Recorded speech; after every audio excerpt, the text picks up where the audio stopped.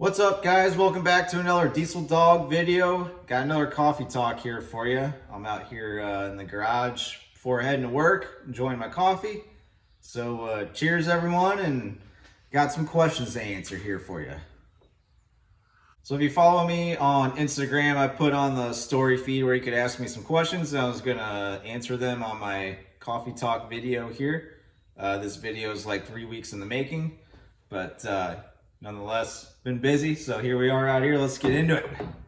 We're low tech around here. I film on my phone, so I gotta copy them down. But I'm gonna do my best to pronounce these Instagram handles here and also read my own handwriting.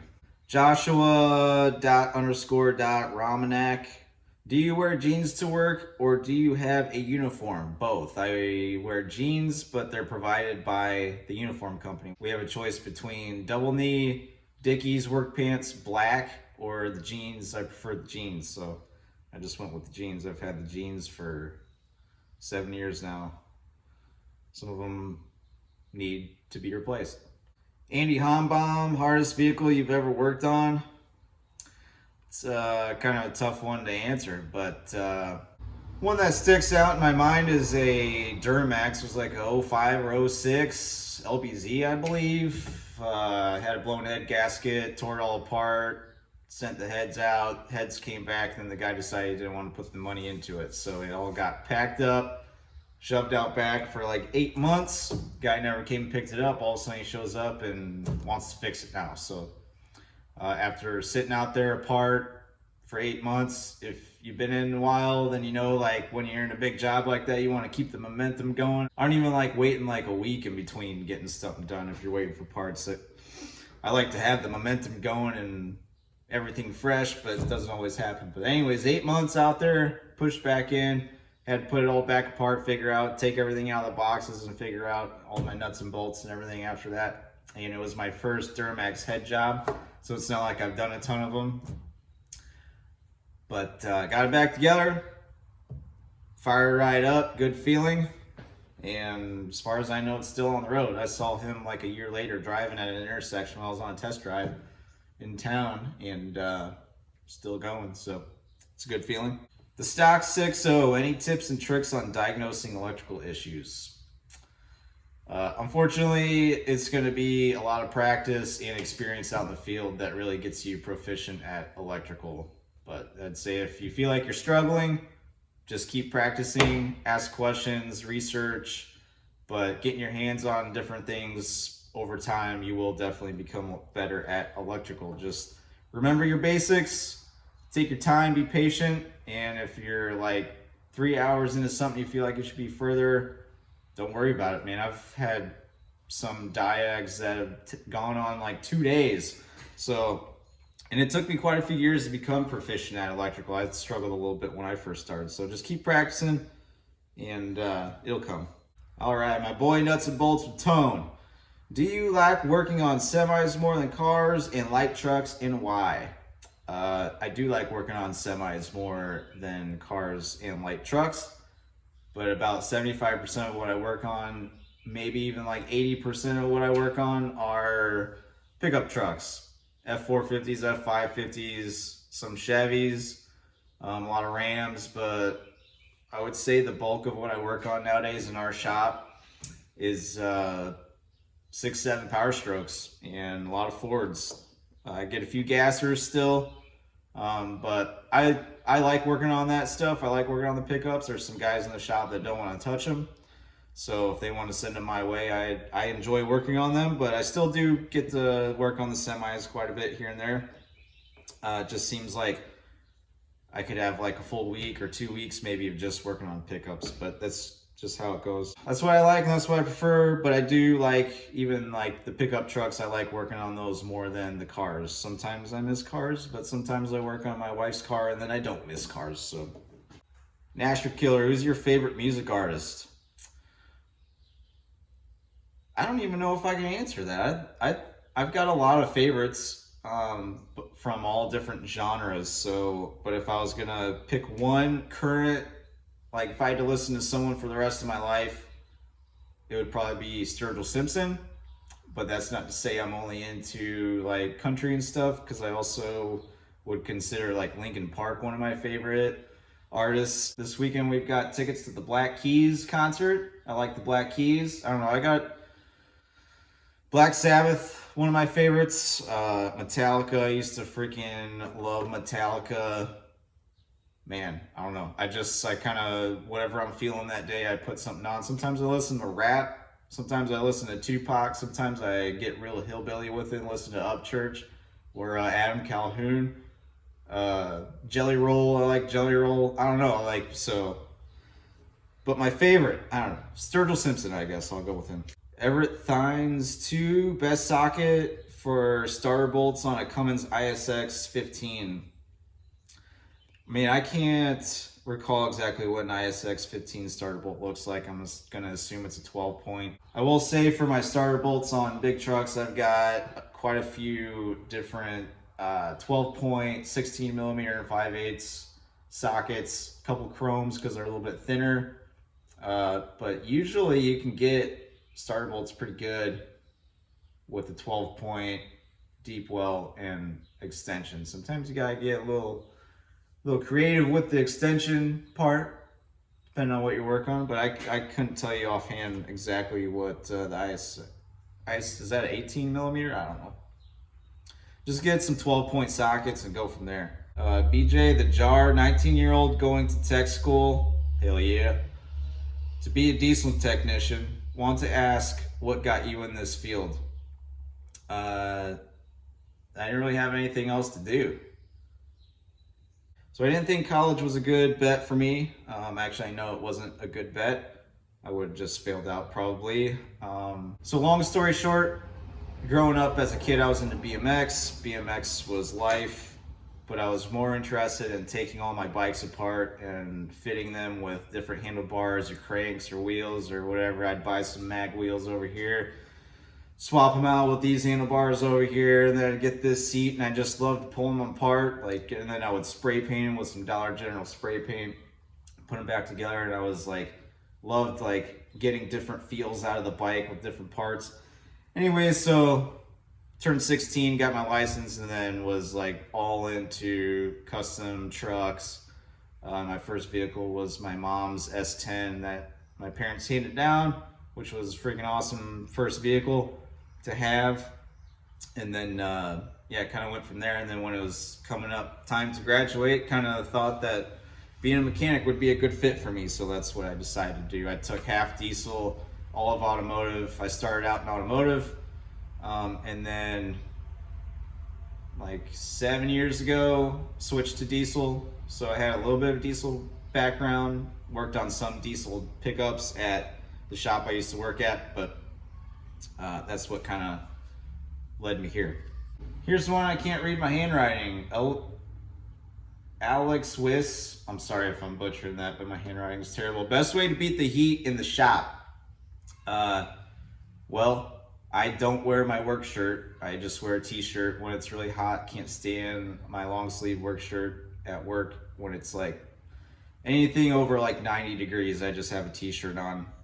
My shop's okay with it. If I go on a service call or a parts run or something, if I have to, then put my work shirt on, be professional. But if I'm in the shop, I just do that.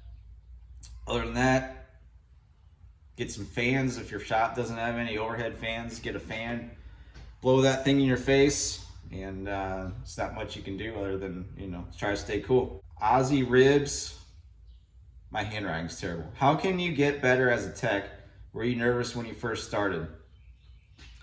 Experience. Takes years of out in the field, working every day to get better. Really, just pay attention, ask questions, learn from your mistakes, all that good stuff. But that's really what it comes down to, is trying over time, working in the shop, trying to actually become a better tech and actually give a damn and not treat it as just you have to go to work, so you're just trying to get through the day. Actually try to learn, be interested in what you're doing, try to be a good tech.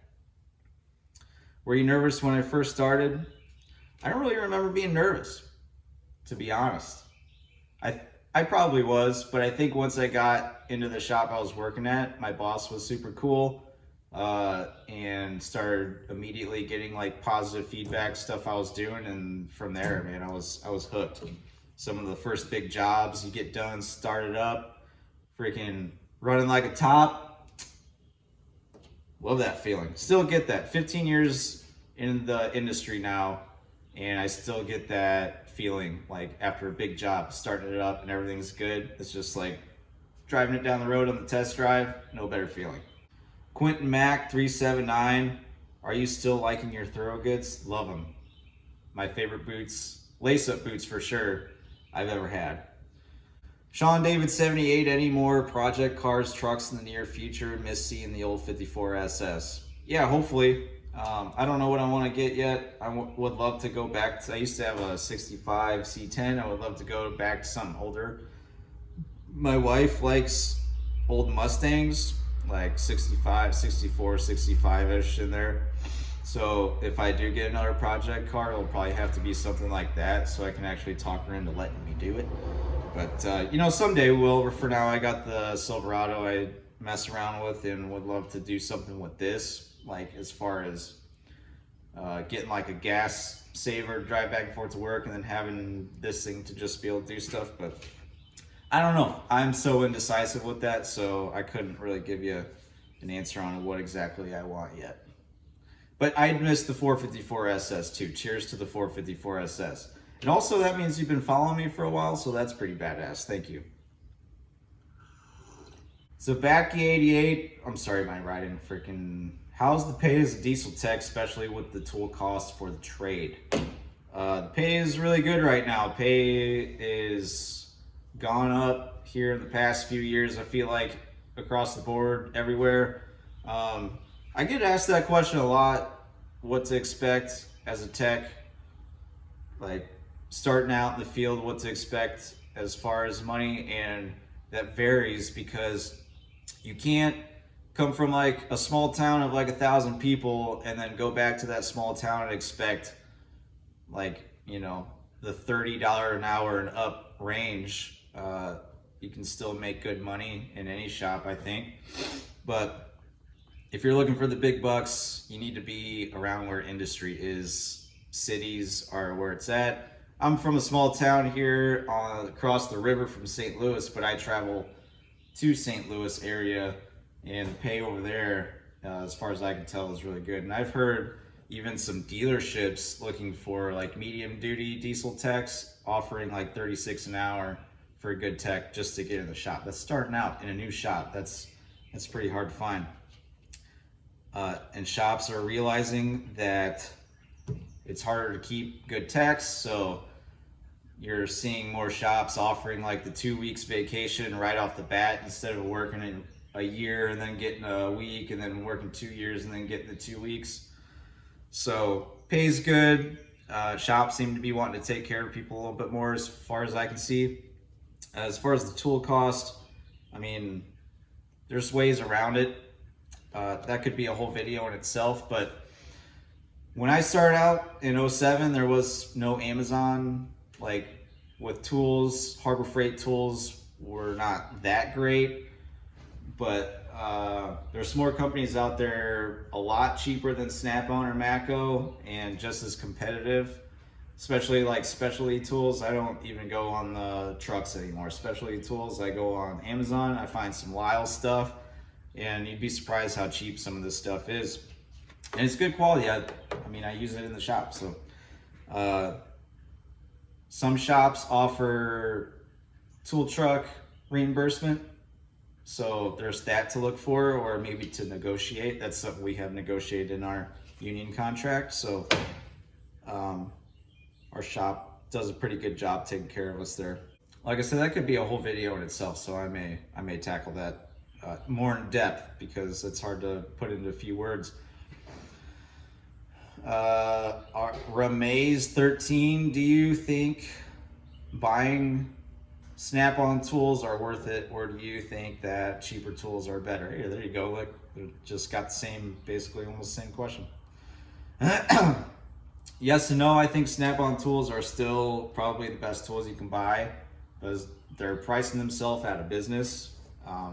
Their costs have skyrocketed, and I mean, if I was starting out, I don't think I would go for Snap-on. Maybe a Snap-on toolbox. Like if you want to just one and done, get a nice box and just plan on keeping it the rest of your life, that's fine. Getting a starter box is good too. But I've been seeing people use like the US General or whatever brand it is from Harbor Freight boxes and doing like YouTube reviews, and they got pretty good things to say about them. Most of my tools are Snap-on, but most of my stuff I've gotten years ago and I've had them forever. But now I've been venturing off from Snap-on because a wrench set is so dang expensive that I can go on Amazon and get like some Sunex or Tekton. This stuff is pretty good quality and it's a fraction of the price, and if it's stuff you're only going to be using every once in a while. I like Snap-on, I'm partial to Snap-on, but I really think they're pricing themselves out of business now. Robert Lowe, what are your future goals? Open your own shop? YouTube full time? I don't know yet. I would love to have my own shop someday, which would mean I could just do YouTube videos every day in the shop, so I could double that up. As far as YouTube, right now it's been hard to get videos out. As most of you probably noticed, my videos are pretty sporadic. It's been like a month since I've put out a video. Just been busy with the family and summer and t-ball and trying to work a little bit of overtime, take care of stuff around the house and the vehicles, and it's been busy. So I think someday I may look at owning my own shop. But I don't know. I've got a few things like on my mind of what I might want to do here in the next few years. Yeah, I'm butchering this one. Tequeka 141. How have you been? Tired and busy, and things have been hectic. So I've been good though, but trying to hold it together, man. Not enough coffee for how much is going on recently with everything, kids and working and everything. It's a lot of you probably know, but gotta be due. Grumpy Socket, if I could only pick one tool truck, which one? Snap-on. Bronson Lewis 9, do you ever plan to move into a shop foreman role? It was a tough switch for me. I don't know if that position got kind of thrown in my lap, maybe I would consider it. I'm not sure I'm gonna force that or like go looking for it quite yet. Back in the day, I thought like being a foreman or a shop manager or something would be pretty cool, but I do still like working on the vehicles, like the trucks. I don't know if I'm ready to give that up yet. I always thought if I was gonna do something else other than wrenching, it would be being an instructor somewhere, like maybe back at Wyotech, or an instructor. There's a lot of community colleges around here that offer shop programs, automotive programs, and always thought it'd be pretty cool to be an instructor and shape the future generation of mechanics. Macri Kasha, advice for a new tech apprentice straight out of high school with no experience. Pay attention to what you're doing and ask questions. Even if you think it may be a dumb question, it's not, because if it saves a costly mistake, then it's worth the effort to at least ask someone, another tech in the shop or your boss or whoever. They should recognize that you're not as experienced as them. I think one problem with some of these seasoned techs is they forget how things were when they first started out. No one just knows how to do stuff. And tech school education is a good basis, but it's still limited. You're not gonna really get shaped into the tech you're gonna be until you get out into the shop and get some years experience. So that would be my advice. Just pay attention to what you're doing, learn as much as you can, ask questions, and own up to your mistakes. Don't be afraid to work. Don't be afraid of overtime. Don't be afraid of putting in some extra effort to really put you in the next step ahead as attacking your career. So, all right, I want to thank everyone for the questions. I want to thank everyone for watching these videos. I apologize, like I said, for the sporadic uploading.